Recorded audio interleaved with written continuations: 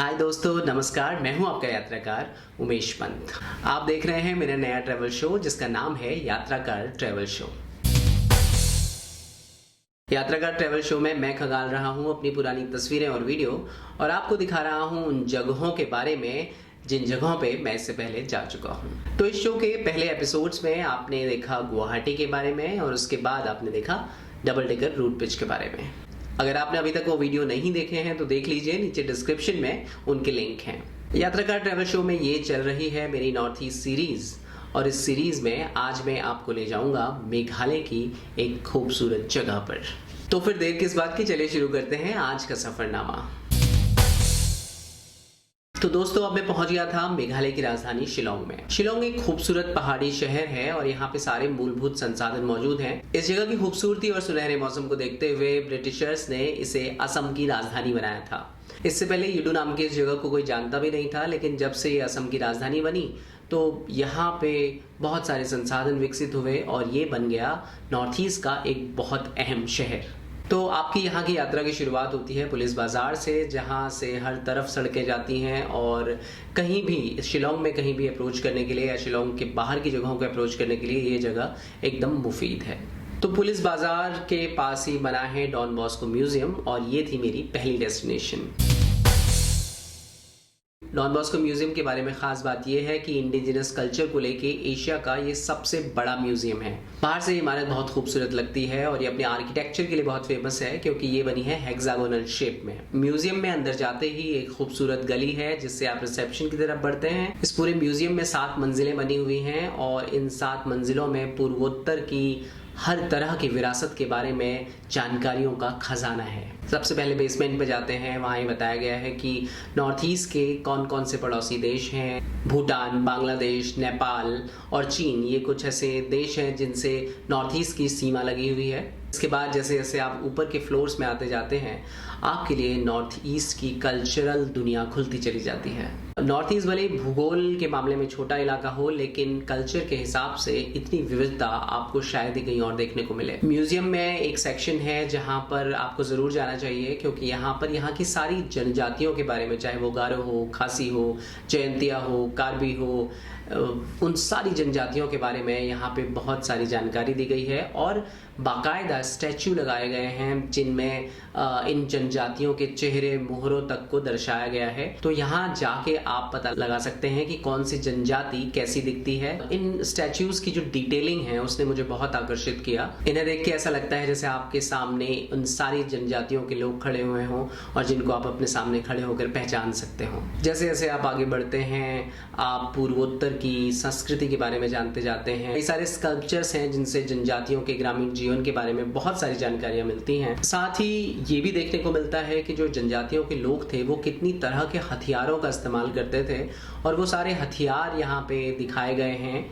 North east की जो कबीलाई संस्कृति है और जो आदिवासियों की संस्कृति है उसमें लोग कितने क्रिएटिव रहे होंगे वो इन हथियारों को देख के पता लगता है। साथ ही खेती में इस्तेमाल होने वाले जो उपकरण हैं, अगर आप उनको देखेंगे तो आप उनको देख के, उनकी विविधता को देख के भी अचंभित हो सकते हैं। देश के इतने सुदूर इलाके के जो ग्रामीण लोग थे, जो उतने पढ़े लिखे भी नहीं थे, उन्होंने किस किस तरह का इजाद किया अपनी ज़रूरतों के उपकरणों के मामले में, ये देखना वाकई कमाल का अनुभव है। पूर्वोत्तर में क्रिश्चियनिटी कहाँ से आई, वो कैसे फली फूली, उसकी पूरी एक तरह से टाइमलाइन जो है उसको बताने के लिए एक पूरा फ्लोर यहाँ पे बनाया गया है। पूर्वोत्तर के बारे में आपको जो कुछ जानना हो इन 7 मंजिलों में वो सब कुछ है। वो चाहे निशी जनजाति के बारे में हो, चाहे कोन्याक जनजाति के बारे में हो, नागालैंड की जनजातियाँ हो, मणिपुर की जनजातियाँ हो, आपको किसी भी तरह की जानकारी चाहिए हो वो इस म्यूजियम में आपको मिल जाएगी। तो मुझे तो लगता है कि अगर आपको नॉर्थ ईस्ट घूमना है तो सबसे पहले आप शिलोंग जाइए, शिलोंग में इस म्यूजियम में जाइए और उसके बाद अलग अलग इलाकों में जाइए तो शायद आप बेहतर तरीके से घूम पाएंगे।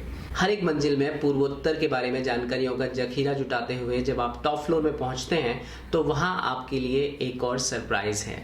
जी हाँ, वहाँ बनी हुई है एक स्काई वॉक जहाँ से आप पूरे शिलोंग का विहंगम नज़ारा देख सकते हैं। शिलोंग की खास बात यह है कि इसके चारों ओर पहाड़ हैं, पठार हैं और उसके बीच में बसी हुई है ये घाटी, तो इसका जो नज़ारा है वो किसी भी ऊंचाई वाली जगह से बहुत खूबसूरत लगता है। शिलोंग के जो अहम चर्च हैं वो भी आपको यहाँ से देखने को मिल जाएंगे। यहाँ से देख के आपको पता लग रहा होगा कि कितना हरा भरा और खूबसूरत शहर है शिलोंग। खैर, डॉन बॉस्को म्यूजियम अगर आपको अच्छी तरह से घूमना है तो आमतौर पर आपको एक पूरा दिन चाहिए। मेरे पास पूरा दिन तो नहीं था, पर कुछ घंटे मैंने तसल्ली से यहाँ ज़रूर बिताए और नॉर्थ ईस्ट के बारे में ढेर सारी जानकारियाँ मुझे यहाँ से मिली। यहाँ से मैं वापस आ गया पुलिस बाजार और वहाँ कुछ देर ठहरने के बाद मैं चल पड़ा अपनी अगली लोकेशन की तरफ।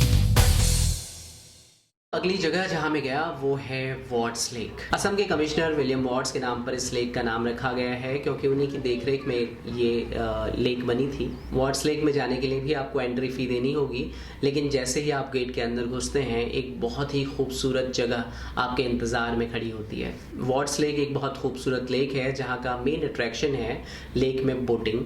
तो आप एक बोट किराए पे ले सकते हैं और पूरी लेक को घूम सकते हैं।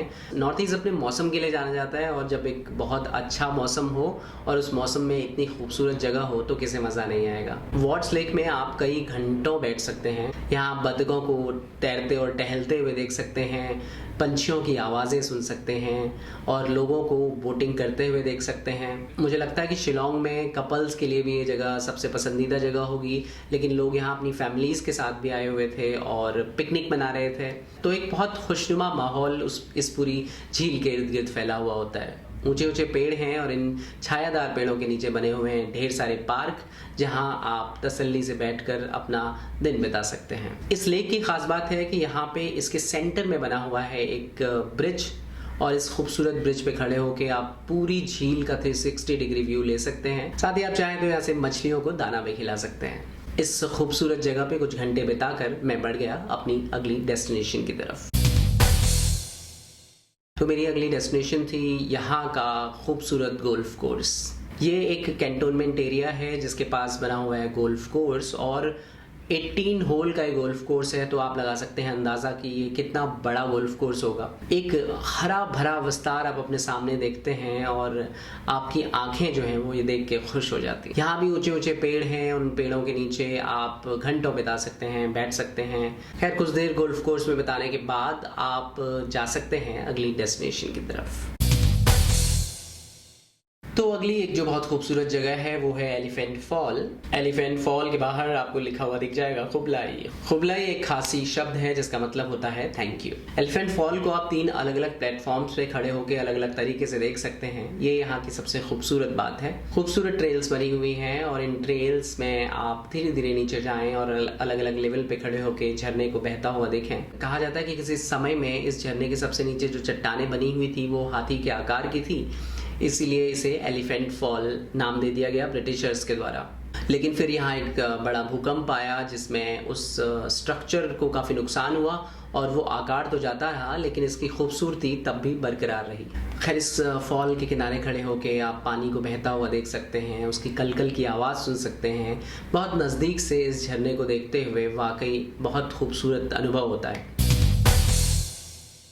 तो आपने देखा ना शिलोंग कितनी खूबसूरत जगह है। तो नॉर्थ ईस्ट में अगर आप जाएं तो आपको शिलोंग तो बिल्कुल जाना ही जाना चाहिए। तो शिलोंग से इतना ही, लेकिन अगले एपिसोड में मैं आपको ले जाऊंगा मेघालय की सबसे खूबसूरत नदी की तरफ और साथ ही कराऊंगा एक ऐसी जगह की सैर जिसे कहा जाता है एशिया का सबसे साफ सुथरा गाँव। नॉर्थ ईस्ट की इस यात्रा पर मेरी एक किताब भी आ चुकी है जिसका नाम है दूर दुर्गम दुरुस्त। अगर आप चाहें तो उस किताब को भी पढ़ सकते हैं और उस किताब को मंगाने का लिंक दिया गया है नीचे डिस्क्रिप्शन में। साथ ही ऐसी ही मज़ेदार यात्राओं के किस्से सुनने के लिए आप मेरी वेबसाइट यात्राकार.com पर भी जा सकते हैं। तो आप देख रहे थे अपने यात्राकार उमेश पंत के साथ यात्राकार ट्रैवल शो।